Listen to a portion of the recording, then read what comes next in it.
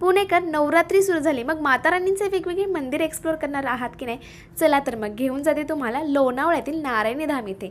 खूपच छान अगदी निसर्गमय असं मंदिर आहे मित्रांनो. जेव्हा मी इथे गेले तेव्हा मला एकदम टीव्ही सिरियलमध्ये जे माता राणीचं मंदिर असतं ना, अगदी तसा फील आला बघा. जेव्हा तुम्ही मंदिरामध्ये एंट्री करताल डाव्या बाजूला तुम्हाला आपला जो बाप्पा आहे बाप्पाचं मंदिर दिसेल, तसेच मध्यभागी सुंदर अशी माता राणीची मूर्ती दिसेल. खूपच सुंदर दिसते नाही का? आणि उजव्या बाजूला तुम्हाला बजरंगबली यांचं मंदिर दिसेल. मोस्टली मला वाटतं हे जे मंदिर आहे ना ते ओल्ड सिटीजनसाठी केलेलं असावं.